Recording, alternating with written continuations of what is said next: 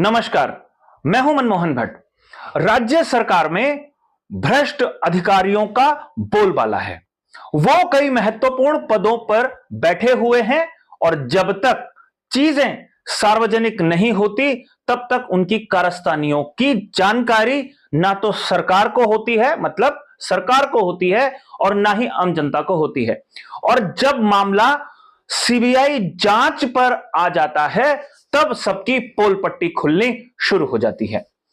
विभाग के एक निदेशक ने एक काम कराने की एवज में 5 लाख रुपए की रिश्वत ली और काम उस अधिकारी ने नहीं किया। जब अपने पैसे एक नागरिक ने वापस मांगे, रिश्वत के पैसे, तो उसे उल्टा मुकदमे में फंसाने की पहले धमकी दी और बाद में उसे मुकदमा उसके ऊपर कर भी दिया। लेकिन कुछ लोग डरते नहीं हैं। यह शख्स पहुंच गया नैनीताल हाई कोर्ट के शरण में अपने ऊपर दर्ज मुकदमे को खारिज करने की मांग को लेकर। लेकिन यहां पर उसके पक्ष में नैनीताल हाई कोर्ट ने एक ऐसा आदेश दे दिया कि निदेशक महोदय तो सस्पेंड हो गए। जी हां, बात कर रहा हूं मैं ताजे खनन विभाग के मुद्दे की, जिसमें एसएल पैट्रिक जो निदेशक थे उन्हें सस्पेंड राज्य सरकार ने कर दिया है और चार्जशीट उन्हें थमा दी है। 15 दिन के भीतर एसएल पैट्रिक को अपने ऊपर लगे आरोपों का जवाब देना है। अगर राज्य सरकार जवाब से संतुष्ट हो गई तब तो कोई बात नहीं, और अगर संतुष्ट नहीं होती तो एक जांच एसएल पैट्रिक की अलग से खोली जाएगी।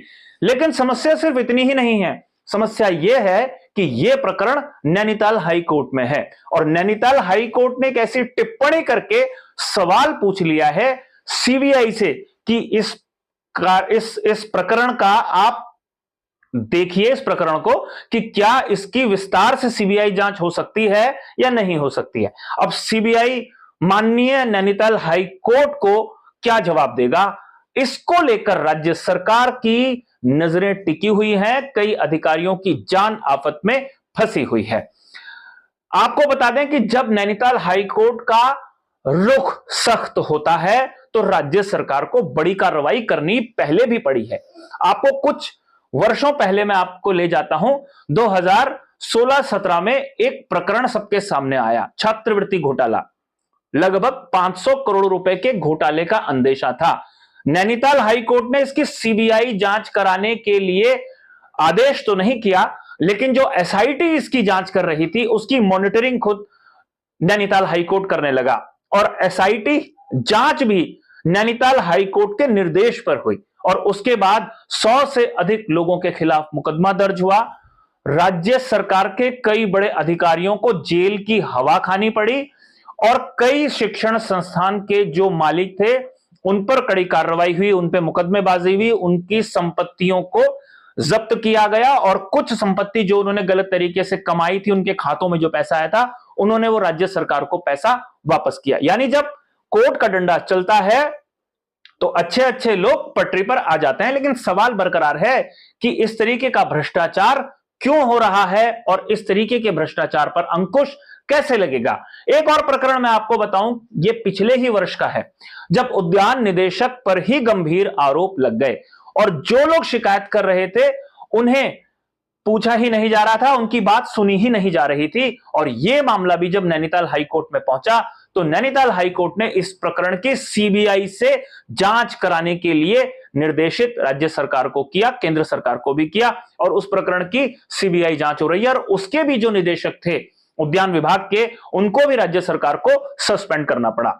अब एसएल पैट्रिक की बारी आई है, एसएल पैट्रिक को भी राज्य सरकार ने सस्पेंड कर दिया है। यानी जो महत्वपूर्ण पदों पर लोग बैठे होते हैं उन पर नजर रखना बेहद जरूरी होता है कि वो क्या गड़बड़ झाला कर रहे हैं। उनके गड़बड़ झाले की वजह से फजीहत विभाग की होती है। हालांकि विभाग कोई ऐसा नहीं होता कि वो दूध का दूल्हा है। जब ऊपर इस तरीके की कार्रवाई हो रही होती है तो कई बातें सामने आने धीरे धीरे लगती है।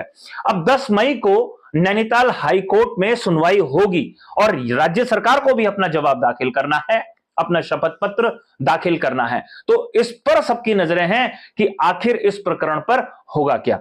लेकिन इस बीच एक खबर आ रही है। खबर यह है कि मुख्यमंत्री ने अपने ऐसे कई विभाग के प्रमुखों की गोपनीय जांच भी करानी शुरू कर दी है और उसमें कई बड़ी एजेंसीज का सहारा लिया गया है और ऐसी कोई बड़ी कार्रवाई भविष्य में होते हुए हम देख सकते हैं। भविष्य का मतलब ऐसा नहीं कि बहुत लंबी मैं बात कर रहा हूं, भविष्य का मतलब है 1-1.5 महीने के भीतर बड़ी कार्रवाई राज्य सरकार करने जा रही है ताकि इस तरीके की फजीहत बार बार ना झेलनी पड़े और जो भी आरोप जिस विभाग के जिस अधिकारी पर लगा हुआ है उसको वहां से सरकाने की कोशिश अभी से शुरू हो गई है, फाइल बननी शुरू हो गई है।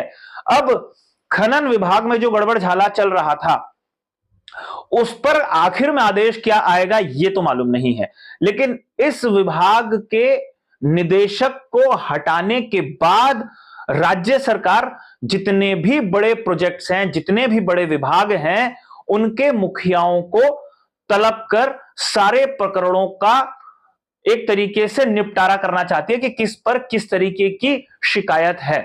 उसके लिए भले ही अतिरिक्त मेहनत करनी पड़े वो देखा जाने लगा है अभी से अभी, लेकिन यह स्पष्ट नहीं है कि किस किस विभाग पर टेढ़ी नजरें खास तौर पर हैं, लेकिन नैनीताल हाईकोर्ट के डर से राज्य सरकार को बड़ी कार्रवाई करनी पड़ती है। नैनीताल हाईकोर्ट में जब प्रकरण जाता है तो फजीहत सरकार की ही होती है। अब उस फजीहत से राज्य सरकार कैसे बचेगी भविष्य में, इसको लेकर भी पहले से ही तैयारी हो रही है और जो सीएम की टीम के करीबी लोग हैं वो इस पर अपनी राय सीधा मुख्यमंत्री को दे रहे हैं और मुख्यमंत्री उस पर अपने शीर्ष नेतृत्व का आशीर्वाद लेकर बड़ी कार्रवाई कर सकता है ताकि सरकार की छवि बचाई जा सके। छवि इसलिए बचानी जरूरी है क्योंकि लोकसभा चुनाव के बाद अब दूसरे प्रकार के चुनाव हैं, स्थानीय निकाय हैं, पंचायत हैं और जब तक ये चुनाव खत्म होंगे विधानसभा चुनाव की कहानी शुरू होगी। एक मजेदार बात आप देखिए कि इतने बड़े बड़े घोटाले हुए, इस निदेशक महोदय को सस्पेंड कर दिया राज्य सरकार ने, लेकिन विपक्ष की तरफ से एक आवाज नहीं आई, एक प्रतिक्रिया नहीं आई। आप समझ सकते हैं कि विपक्ष का भी क्या रोल होगा, विपक्ष किस तरीके से सत्ता के साथ भागीदार है यह भी आप समझिए, क्योंकि खनन विभाग एक ऐसा विभाग है जिसका संपर्क बड़े बड़े रसूखदारों के साथ ही होता है और रसूखदारों का संपर्क आमतौर पर नेताओं के साथ होता है। रसूखदार नेता, इनका जो गठजोड़ है इसको लेकर भी एक बड़ा मंथन हो रहा है कि इस तरीके का जो माफिया राज बनाने की कोशिश हो रही है वो आखिर कैसे उसको तोड़ा जाएगा, क्योंकि उसको तोड़ने के लिए अब ऊपर से ही निर्देश आना शुरू हो गया है। देखना यह है कि किस तरीके की कार्रवाई होगी और जिनके ऊपर कार्रवाई होगी वो अपना बचाव कैसे करेंगे और उसके बाद सरकार भी अपना बचाव कैसे करेगी कि जिन लोगों पर कार्रवाई की है वो अभी तक कैसे दूध के धुले बने हुए थे। अभी के लिए साथियों इतना ही, अगली रिपोर्ट में आपसे फिर मुलाकात होगी, तब तक इजाजत दीजिए, नमस्कार।